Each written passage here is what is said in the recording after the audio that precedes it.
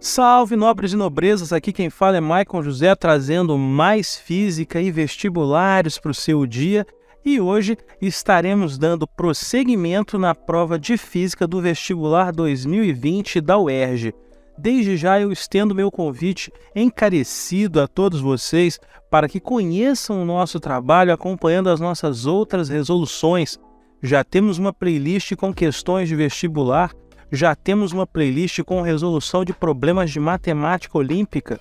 E se você estiver querendo só relaxar e ampliar sua cultura geral, também temos uma playlist de audiolivros, então não deixe de passar lá e conferir.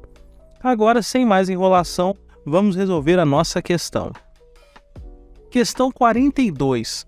Um portão fixado a uma coluna está articulado nos pontos P1 e P2, conforme ilustra a imagem a seguir, que indica também três outros pontos, O, A e B. Sabe-se que OB é 2,4 metros e OA é 0,8 metros. Para abrir o portão, uma pessoa exerce uma força perpendicular de 20 newtons no ponto B, produzindo um momento resultante mB. O menor valor da força que deve ser aplicada no ponto A para que o momento resultante seja igual a mB em newtons corresponde a... Antes de mais nada, vamos identificar o tema da nossa questão. O tema é estática. E é por que ele é estática? Porque envolve momento de força. E agora vamos marcar os termos importantes aqui. Eu tenho que OB é 2,4 metros e tenho que OA é 0,8 metros. Para abrir o portão, a pessoa exerce uma força perpendicular de 20 newtons no ponto B, produzindo um momento mB. O menor valor da força que deve ser aplicada no ponto A para que o momento resultante seja igual a mB em newtons corresponde a... Vamos lá. Para começar a resolver a questão, a gente precisa lembrar o que é um momento de força.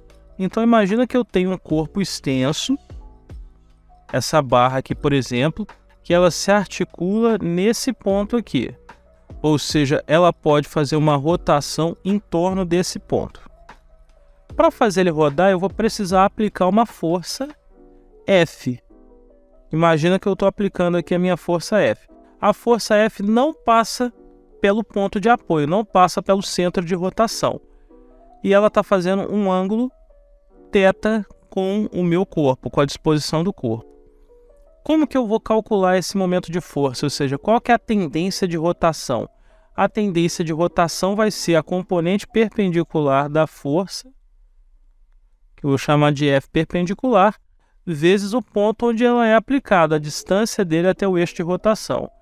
Então, eu posso escrever que o momento da força F passa a ser a minha força perpendicular vezes a distância em relação ao centro de rotação. A força perpendicular pode ser calculada como a força vezes o seno do ângulo em que ela está aplicada, vezes a distância. Dessa maneira, a gente tem então um subsídio para resolver o problema.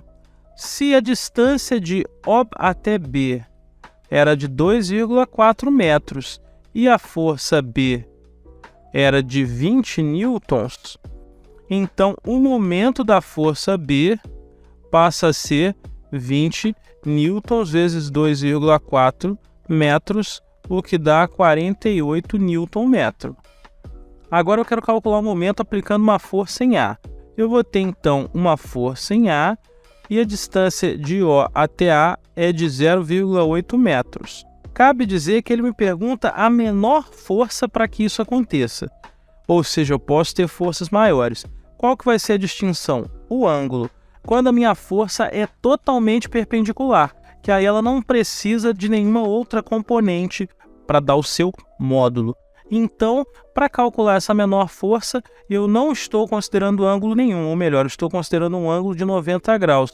Lembrando que seno de 90 graus é igual a 1 e, portanto, a componente fica força vezes 1, que é a própria força.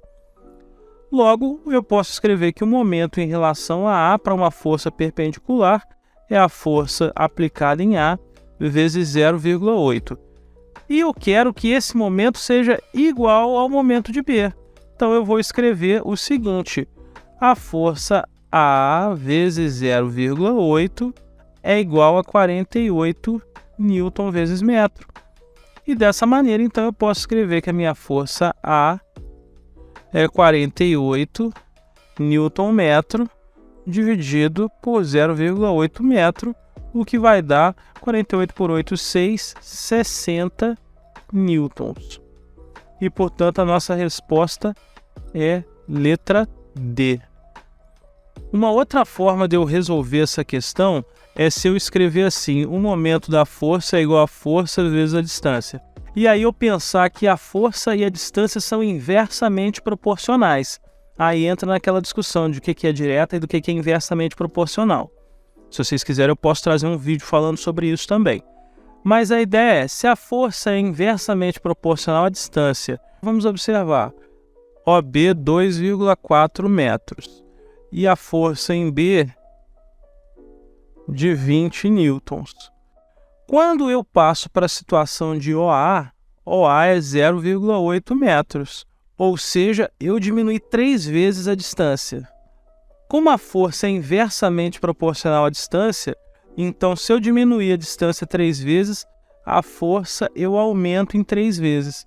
3 vezes 20, 60 newtons. Aqui vocês podem observar que seria um caminho bem mais direto. Via de regra, sempre que a gente tem esse tipo de fórmula, ou de equação, ou de preceito, é sempre bom a gente pensar ou raciocinar em termos de proporcionalidade direta ou inversa. Isso costuma acelerar os nossos cálculos e permitir a gente chegar à conclusão mais rápido, ok? E essa foi a nossa questão. Espero que vocês tenham gostado. Hoje nós tivemos a oportunidade de revisar momento de força, que é a tendência que uma força tem de fazer girar um corpo extenso em relação a um determinado ponto ou eixo de rotação, e também tivemos a oportunidade de falar um pouco de grandezas inversamente proporcionais. Se você gostou, tem qualquer dúvida ou sugestão, por favor deixe aí nos comentários para a gente e não esqueça de se inscrever no canal. Um forte abraço e até a próxima questão.